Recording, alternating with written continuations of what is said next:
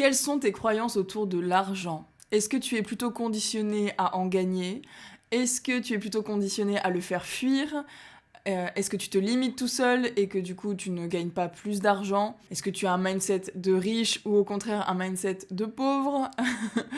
J'ai envie de faire cette vidéo parce que j'ai eu pendant beaucoup de temps des croyances limitantes autour de l'argent. Je pense que je me suis empêchée inconsciemment d'en gagner. Et aussi parce que c'est un sujet tabou dans lequel nous sommes hypocrites. Tout le monde veut gagner plus d'argent, c'est une réalité. Mais pour autant, les personnes critiquent celles qui en gagnent et ont cet état d'esprit de pauvre. J'ai déconstruit ça ces dernières années.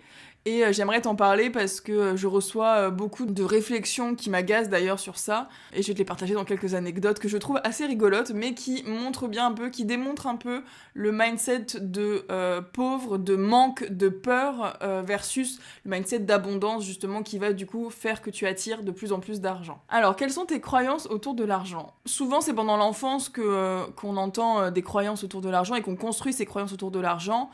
Chez beaucoup, c'est l'argent c'est sale, les riches sont méchants, les riches sont mauvais, les riches piquent notre argent, l'argent c'est un truc voilà, de connard, etc. T'es un connard quand tu gagnes de l'argent. Donc il y a beaucoup de ça qui peut se construire pendant l'enfance, mais bon, c'est évidemment lié à des frustrations. Et moi, personnellement, pendant longtemps, j'ai cru que l'argent rendait taré. Quand je voyais les déviances qu'il y avait chez les personnes ultra riches, c'est quelque chose qui m'angoissait. Je me disais, mais en fait, l'argent rend vraiment taré. Et j'ai entendu cette phrase il y a pas longtemps, du coup qui m'a fait tilt, c'est l'argent est un amplificateur de qui tu es. Et du coup, j'ai un peu switché de croyance. Bon, je l'avais déjà fait avant, mais cette phrase m'a confirmé le fait que, en fait, l'argent n'est pas sale, mais c'est plutôt qui tu es qui va faire que tu vas le rendre sale ou non. Parce qu'il y a des gens qui gagnent beaucoup d'argent, énormément d'argent, mais qui vendent des idées, vendent des choses qui vont faire du bien aux autres, qui vont contribuer à du positif, qui vont vendre nationalement, à l'international, et qui vont être dans la contribution positive, aider les autres. Et j'ai beaucoup de respect, et ces gens-là m'inspirent, parce que c'est quelque chose, je trouve, qui est plus qu'honorable. Je pense qu'on devrait honorer quelqu'un qui gagne beaucoup d'argent parce qu'il fait le bien que l'inverse. Et je vais donner un exemple, une anecdote qui illustre ça.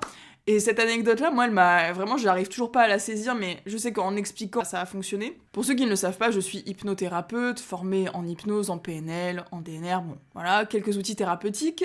Et j'ai des amis qui me disaient « Ah, mais c'est vrai qu'on peut faire arrêter de fumer avec l'hypnose. » Et je dis « Oui, bien sûr, c'est tout à fait possible, etc. » « Ah ouais, bah c'est combien pour faire arrêter de fumer ?» Et je réponds à mes amis « Bah normalement c'est 300 €. » Et là, j'ai même pas le temps d'expliquer le pourquoi du comment, qu'on me dit quoi, 300 €, mais en fait, tu veux juste te faire de l'argent, c'est trop cher, etc. Et j'ai répondu très calmement, j'ai dit, mais en fait, je comprends pas. À l'heure actuelle, tu dépenses 300 € de clopes tous les mois. Tu sais que c'est pas bon pour toi, tu sais que t'as envie d'arrêter de fumer, tu sais qu'il y a des additifs dedans, qu'il y a des substances nocives qui te détruisent la santé.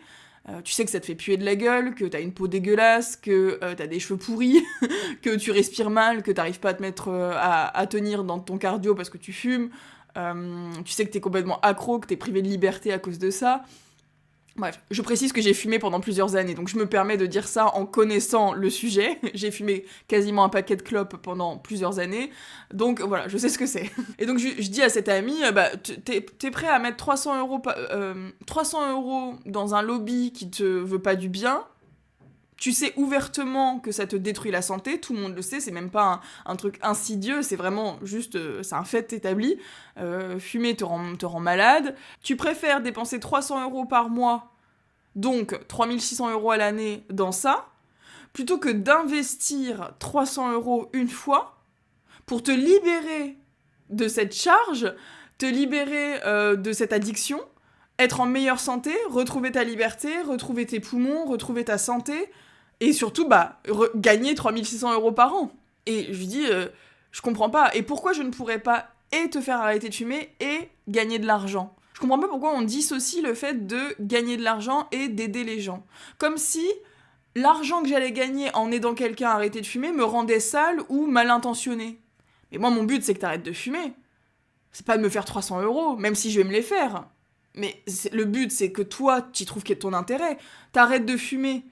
Donc, tu gagnes quelque chose. Pourquoi si je gagne 300 euros, enfin en plus selon qui, 300 euros c'est trop cher, mais par rapport à quoi? Donc j'ai expliqué ça à cette amie, et aussi au-delà du fait que pourquoi c'est 300 euros, c'est que bon déjà il y a 3 séances, enfin il y a 2 séances, plus une gratuite si il y a rechute, il y a une préparation, et aussi parce que bah en fait, l'investissement que la personne va mettre financier va aussi déterminer l'engagement de la personne. Une personne qui fume 300 euros par mois, qui ne veut pas mettre 300 euros pour arrêter de fumer, pour moi, et c'est ce que je pense et ce que je vois avec mes collègues hypnothérapeutes, elle n'est pas sûre d'arrêter de fumer. Elle n'a pas l'engagement, elle n'a pas vraiment envie. C'est aussi un prix psychologique qui permet de voir l'engagement de la personne. Et si c'est gratuit, on le sait, si c'est gratuit, les personnes ne sont pas investies, ne voient pas l'intérêt, le bénéfice, etc. Il y a des personnes qui vont vouloir dépenser leur argent dans des sorties, dans des clubs, dans de l'alcool, aller au bar, etc. Et d'autres qui vont plus voir, et ça je pense que c'est le mindset du riche, c'est le fait d'investir sur soi, d'investir de l'argent, de dépenser son argent dans quelque chose qui va t'apporter en retour.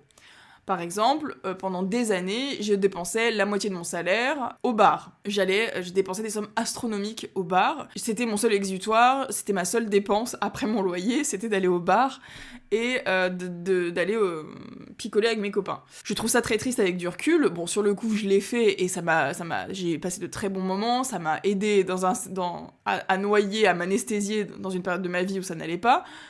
Mais aujourd'hui, avec du recul, je trouve ça complètement ridicule. Et là, pour le coup, je me dis, mais là, si j'avais investi tout cet argent ailleurs, si j'avais épargné cet argent, je serais très riche aujourd'hui. Aujourd'hui, à l'inverse, je dépense la même somme dans des formations. Et j'ai des amis qui me reprochent, enfin pas me reprochent, mais qui me font la réflexion en mode « Mais t'as encore dépensé 800 euros dans une formation, mais t'es folle, t'es complètement accro aux formations, etc. » Je suis là, mais attends, quand je dépensais 800 euros au bar, ça ne choquait personne, ça ne dérangeait personne. Maintenant que j'investis 800 euros dans des formations qui vont me permettre d'apprendre des compétences, de travailler sur moi, de développer mon activité, de me développer moi personnellement, d'avoir d'autres cheminements de pensée, de voir d'autres points de vue, de me nourrir, de m'inspirer, de me satisfaire, de me développer, etc. Là, non. Là, je suis accro, c'est malsain, c'est pas ok. Je ne comprends pas. Autre exemple, autre anecdote que j'aimerais te partager, et là ça montre vraiment la priorité des personnes. J'étais à l'enterrement de vie de jeune fille d'une copine cette année, et je discute avec un des copains de la future mariée, qui est aussi un copain que j'avais déjà vu plusieurs fois, et on discute de mon activité, il me pose des questions, etc. Et il me dit « Ouais, c'est combien la séance ?» Et je lui dis « Bah en cabinet, c'est 80 euros. » Et il me dit « Quoi ? Mais c'est trop cher, c'est vraiment trop cher. » Et j'étais là... Oui, bon, je te laisse, bon, évidemment, je t'épargne la partie URSAF, charge, taux horaire, etc., parce que ça, je pense que c'est beaucoup trop compliqué à expliquer pour quelqu'un qui n'est pas dedans, mais ok, allez, partons du principe que c'est trop cher. Et en fait, ce qui m'a fait sourire, c'est que cette même personne, la veille, a dépensé 90 euros dans une bouteille de champagne au bar, alors que on vient de Champagne-Ardenne. On sait combien ça vaut une bouteille de champagne, qu'on sait très bien que cette bouteille-là, elle allait pas être bonne, en plus elle était pas fraîche, bon ça il pouvait pas le savoir, tu me diras, mais elle était pas fraîche, elle était pas bonne, et en plus on avait bu des bouteilles de champagne avant de sortir au bar, parce que justement on avait ramené des caisses de champagne pour le week-end, on avait bu du champagne à la maison, on va au bar et le mec dépense 90 euros dans une bouteille, alors que ça vaut pas ce prix-là, enfin que c'est 4 fois le prix d'une bouteille, et qu'on venait d'en boire en plus. Donc il y avait vraiment, enfin selon moi, il y avait aucune nécessité de flamber 90 balles dans une bouteille de champagne à ce moment-là.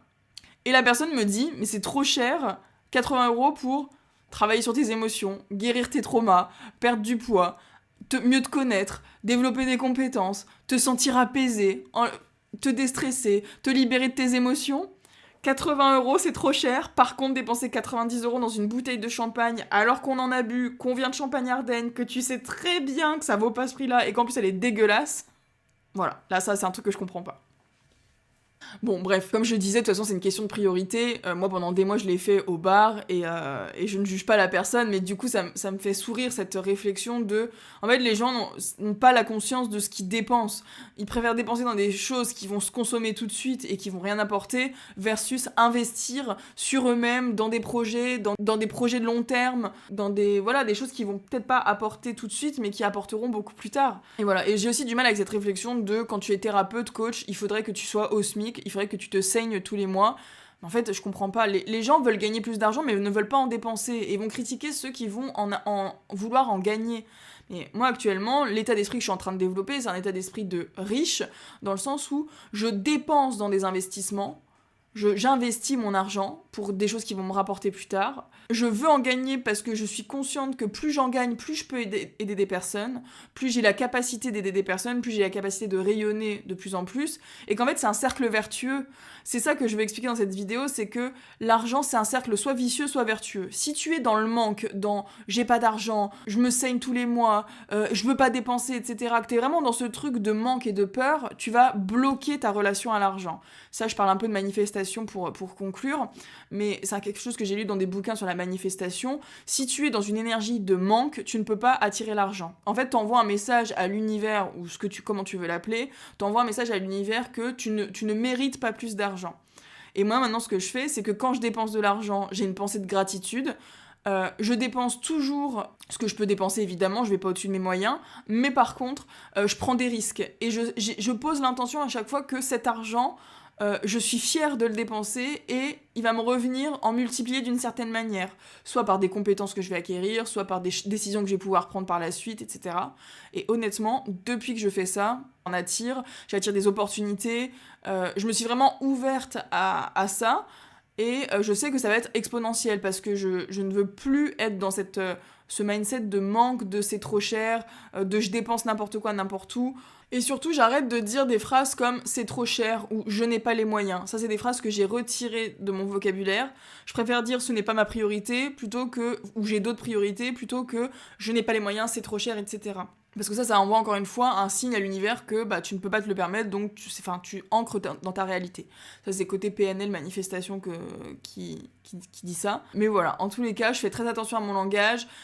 J'investis dans des choses qui vont me rapporter, que ce soit en termes de bien-être ou quoi, de bien-être, de compétences ou même d'argent plus tard, parce que je sais qu'en fait tout ça est lié. Si t'es bien avec toi-même, si tu gères tes émotions, tu prends de meilleures décisions. Si tu prends de meilleures décisions, tu peux aller vers plus d'opportunités. Si tu saisis les bonnes opportunités, tu peux créer de la valeur. Si tu crées de la valeur, tu peux créer de l'argent, etc., etc. Et ça, c'est un cercle vertueux. Après, tu réinvestis sur toi, tu te reformes, tu te fais coacher, tu te fais accompagner, tu vas plus vite dans tes objectifs. C'est tellement un cercle vertueux. Je pense que le premier pas, c'est vraiment d'investir sur soi. Et j'ai investi plus de 12 000 € dans mes formations. Je continue de me former, je continue d'apprendre, de me former régulièrement, de prendre des formations. Et pour moi, c'est le meilleur investissement. C'est ce qui me met dans un mindset d'élévation, d'expansion, d'aller chercher encore plus, de comprendre encore plus, d'attirer encore plus. Et ça marche plutôt bien. Voilà, j'espère que cette vidéo t'a plu. Si tu as envie de travailler sur toi et d'investir sur toi, je t'accompagne avec l'hypnose, avec la programmation neurolinguistique et d'autres outils de coaching. Il y a un appel découverte gratuit en dessous de la vidéo. Réserve-le et on a 30 minutes pour échanger sur ta situation. Si tu veux travailler sur toi, sur tes émotions, sur ta perte de poids, sur ton projet professionnel, sur mieux te connaître, etc. Ces outils vont t'aider, mais on en discute évidemment en appel découverte. Et abonne-toi si le contenu te plaît, ça me fait toujours très plaisir. Et je te dis à très vite dans une prochaine vidéo.